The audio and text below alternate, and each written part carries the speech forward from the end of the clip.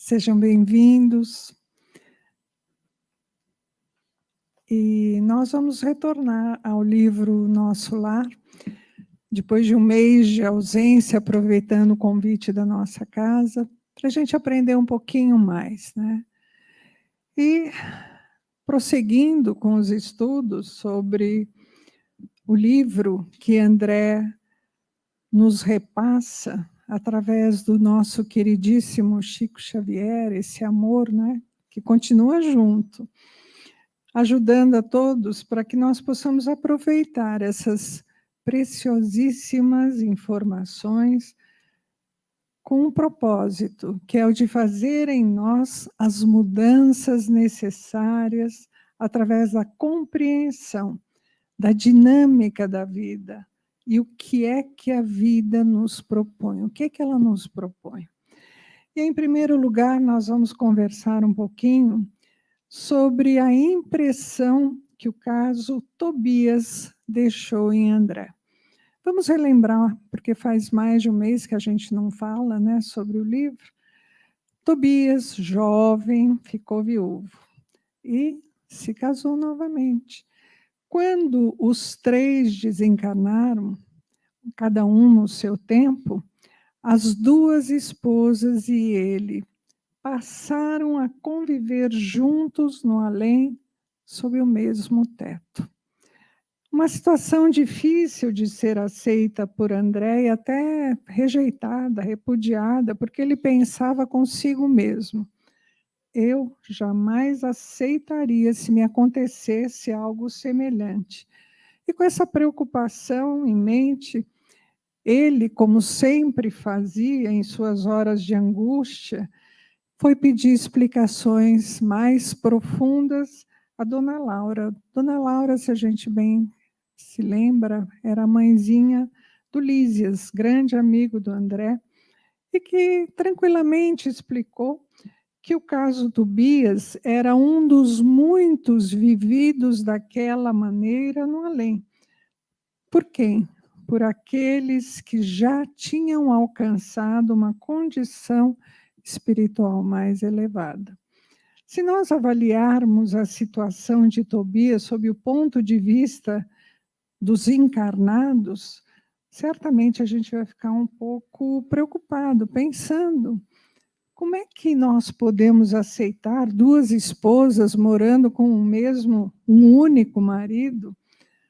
Só que essa situação era vivida de forma muito, muito diferente no além. E a Dona Laura relembra rapidamente a nossa evolução espiritual, porque quando nós entramos no reino hominal, o reino dos homens, atravessamos vários estágios, a começar pelo instinto, trazido lá do reino animal, passando pela sensação, e hoje todos nós estamos trabalhando muito, mas muito mesmo, para que no futuro nós possamos alcançar o amor pleno, profundo. Lembrando que o instinto, a animalidade que fez e continua fazendo parte da nossa jornada, não será descartado de uma hora para outra, porque o sexo que participa das nossas existências é um patrimônio de faculdades divinas. Emmanuel, no livro Pão Nosso, na mensagem 94, aproveitando um trecho da Epístola de Paulo aos Romanos, que diz: eu sei e estou certo no Senhor Jesus que nenhuma coisa é de si mesma imunda, a não ser para aquele que a tem por imunda. Paulo, naqueles tempos, se referia à alimentação, que na época era motivo de muitas discussões, de brigas, e Emmanuel traz essas palavras ao relacionamento sexual, nos alertando que, de maneira geral, as pessoas não conseguem descobrir aí um dos motivos mais sublimes da existência de todos nós. São tantas as realizações que envolvem o sexo, como, por exemplo, o progresso da humanidade, a busca da nossa evolução, a aproximação das almas, tanto na maternidade, na paternidade, na criação, a reprodução das formas, a continuação da vida, o estímulo ao trabalho. Essa parte as pessoas não gostam muito, né? A necessidade da regeneração, tudo isso proporcionado por Deus às criaturas por intermédio das emoções sexuais, embora os homens as menosprezem através do desregramento. E é também através do sexo que nós temos maravilhas, como o lar, a mãe, o pai, a família, embora ainda pela nossa ignorância e inferioridade, nós criamos terríveis provações que no futuro teremos que enfrentar e modificar, trabalhar bastante. Por ainda trazermos a nossa visão marcada pelo olhar, segundo o qual o sexo é algo vergonhoso, fica muito difícil avaliarmos os relacionamentos nessa área com elevação.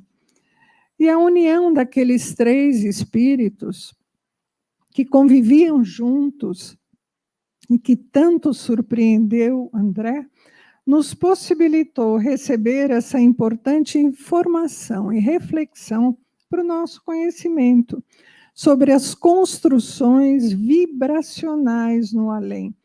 Porque no caso de Tobias, havia entre os três uma fraternidade, uma ligação real, profunda, que os unia, e por isso conviviam tranquila, fraternalmente, enquanto que os irmãos desencarnados que não aceitavam essa união, essa convivência, por não terem a compreensão e a elevação espiritual necessárias, permaneciam distantes, em regiões adequadas à sua condição moral. E a dona Laura ainda nos informa que as regiões umbralinas, onde o nosso querido André também estagiou, estão povoados de inúmeras entidades nessas condições. E nós sabemos que o umbral é uma região de sofrimento, onde os ciúmes, o ódio, a vingança e muitas outras inferioridades ainda predominam nos espíritos em desarmonia que lá se encontram, sem que possam ser resgatados, muitas vezes, por longos anos, para as regiões mais elevadas. Muitas vezes, esses irmãos, em grande sofrimento, para que possam ser ajudados em suas caminhadas espirituais, acelerando o seu progresso, recebem a oportunidade do reencarne, quando lhes é dada, através da experiência carnal, a possibilidade do equilíbrio espiritual, para que, unidos àqueles que odiaram em encarnações passadas, possam, através da experiência física, da convivência, trabalhar as suas dificuldades.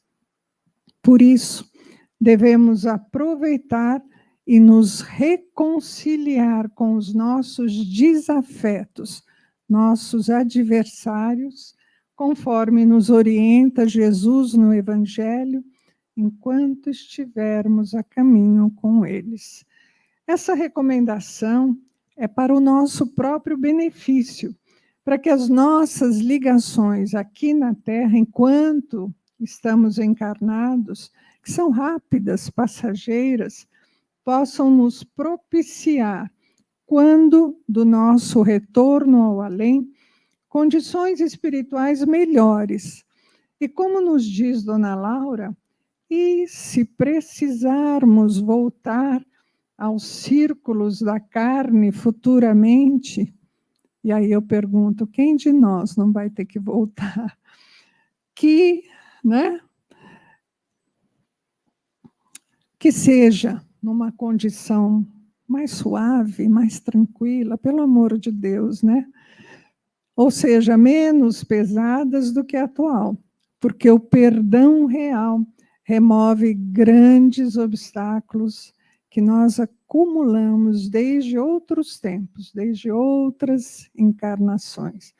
Muitas vezes a experiência do casamento propicia a reunião de alguns desafetos, para que nós tenhamos a oportunidade de acertar as nossas pendências, incluindo nessa oportunidade, equilibrar também a experiência do relacionamento sexual, que afeta profundamente o equilíbrio das almas, nos convidando a um relacionamento dentro de padrões morais.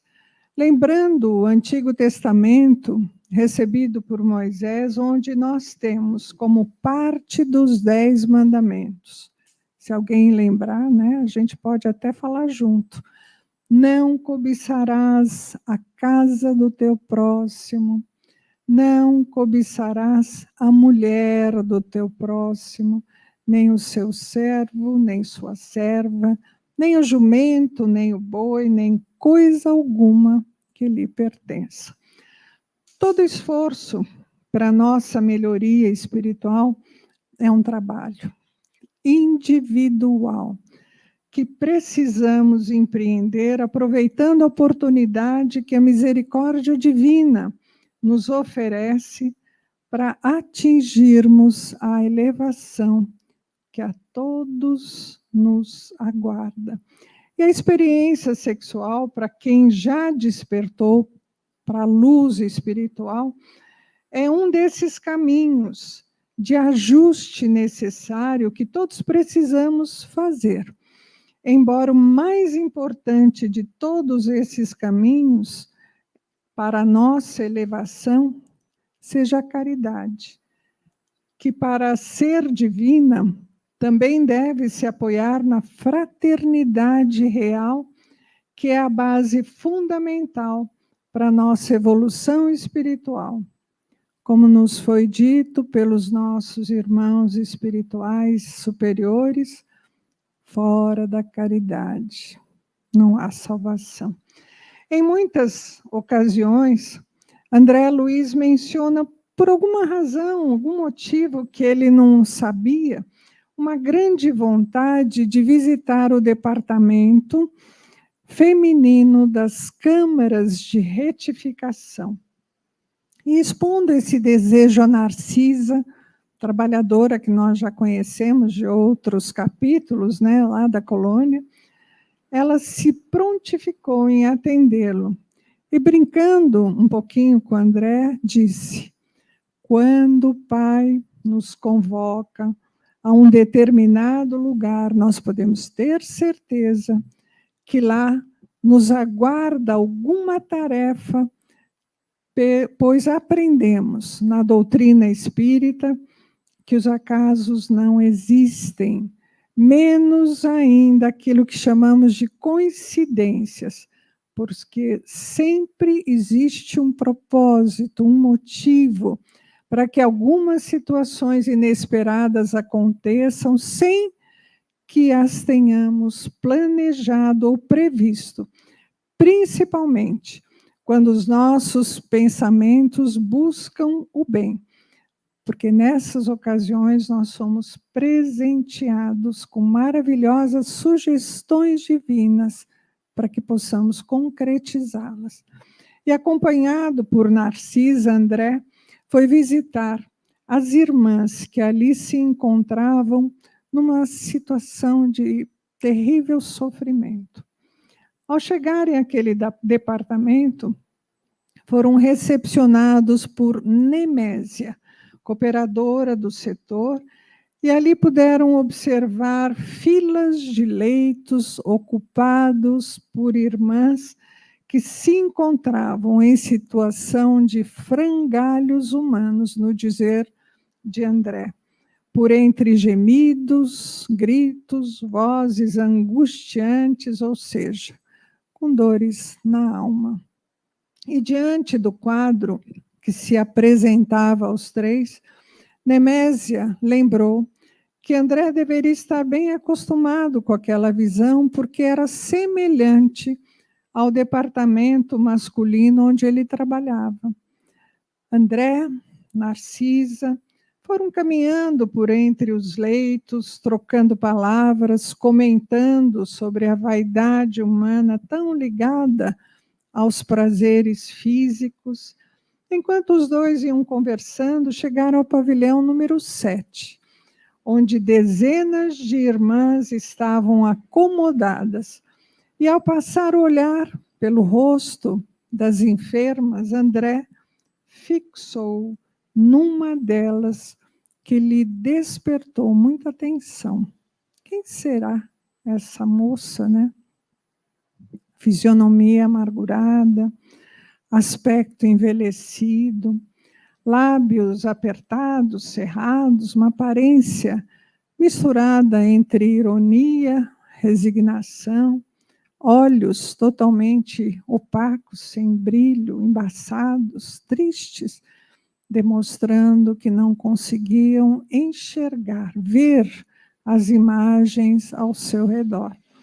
E observando com um pouquinho mais de cuidado, nosso irmão buscou-a em sua memória e, com o coração apertado, localizou-a no seu caminho, no seu passado. Reconheceu-a. Era Elisa, sua antiga conhecida dos tempos de jovem rapaz. Sem dúvida que o tempo nos modifica através das experiências vividas, principalmente com o sofrimento. Mas não havia dúvida, porque voltando ao passado, ele lembrou quando Elisa, moça pobre, chegou à sua residência, levada por uma amiga da família para que ajudasse nos trabalhos domésticos, já que a família de André tinha uma situação financeira muito boa. No início do seu trabalho, tudo caminhou tranquilamente, só que, com o passar do tempo, André, Elisa, começaram a trocar intimidades em excesso, do tipo: eu sou o patrão e você precisa se submeter aos meus desejos e impulsos. Ou seja, um manda e o mais frágil serve. Para André, Elisa parecia bastante leviana, porque quando sozinhos ela fazia alguns comentários de aventuras, aumentando e agravando as licenças entre ambos, no que foi repreendido por sua mãezinha, que observava tudo aquilo que estava se passando, chegando a chamar a atenção de André com orientações justas, dizendo que tratar bem era uma coisa, mas permitir intimidades já era demais. Só que os limites entre os dois já haviam sido ultrapassados há tempos. Com o passar, né, do tempo, Elisa deixou o lar de André e foi praticamente apagada da sua memória física, mas não apagada do seu arquivo espiritual, porque, de acordo com a lei de ação e reação, todas as nossas atitudes, e é bom que a gente lembre disso, todas as nossas atitudes, nossa forma de olhar o outro, nossas palavras, como interpretamos aquilo que ouvimos, nossas emoções, tudo, absolutamente tudo, fica arquivado em nosso perispírito, porque são nosso patrimônio. E teremos que dar conta de cada ação produzida. No momento em que André a reconheceu, Ali, diante de Elisa, brotaram em sua mente todas as ações vividas entre os dois, levando a se envergonhar de como havia procedido na juventude, buscando desesperadamente uma forma para que pudesse se redimir pelo que lhe fizera.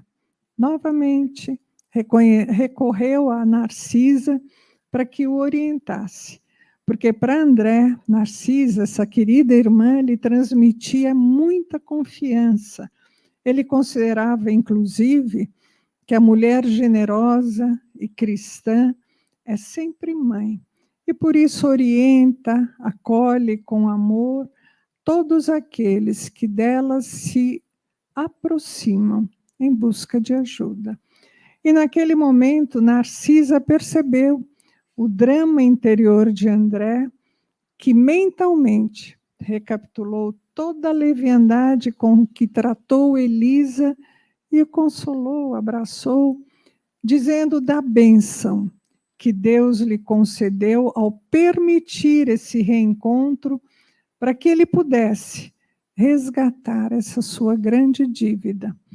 E assim ele foi incentivado por Narcisa para que se aproximasse de Elisa numa situação tão degradante e a reconfortasse, porque todos nós encontraremos em nossos caminhos os frutos, tanto do bem como do mal, que um dia espalhamos. Essa é a grande verdade, a nossa realidade. Porém, o mais importante ainda é que devem ser considerados bem-aventurados os devedores que estão em condições de pagar, de resgatar os seus erros passados. E foi dessa forma, ajudado, amparado por Narcisa e sem se deixar reconhecer, sem se identificar, que o nosso irmão André se aproximou de Elisa para iniciar uma relação de fraternidade real. Naquele momento, ele se aproxima, pede a Elisa para que lhe conte a sua história, como se ele quisesse ser castigado, para que fosse profundamente marcado pela repetição do relato que tão bem ele conhecia. Ali, aquela sofredora que já se apresentava moralmente muito modificada, relatou sua experiência de vida quando, segundo suas próprias palavras, trocou o pão do trabalho honesto pelo fel venenoso da ilusão. Recordando a sua mocidade, a sua pobreza, o trabalho na casa de André, o relacionamento forçado por ele, quando qualquer reação da sua parte seria inútil, assim como as consequências desse relacionamento. Devemos nos lembrar que esses fatos aconteceram no final do século XIX ou início do século XX, quando a mulher, e mais ainda em condições de extrema pobreza, era submetida tanto à autoridade como ao impulso sexual masculino. Conforme a conversa ia transcorrendo, a emoção de André aumentava, e então ele lhe disse que a partir daquele momento, ela, Elisa, seria sua irmã de coração e que deveria contar sempre com seu devotamento amigo. Grande foi a alegria estampada no rosto daquela irmã através de um sorriso iluminado, porque ela lhe confessou naquela hora que há muito não era tratada daquela forma, como se estivesse junto a um familiar querido que a consolava, que a envolvia numa amizade sincera. E para selar aquele momento, ela desejou sinceramente que Jesus o abençoasse, o que foi repetido também por Narcisa. Que Jesus o abençoe. E abençoe a todos nós, porque também passaremos por oportunidades semelhantes de ajustes em nossas caminhadas, e por isso precisaremos muito de ajuda. Portanto, todos nós, que Jesus nos abençoe e que assim seja. Graças a Deus.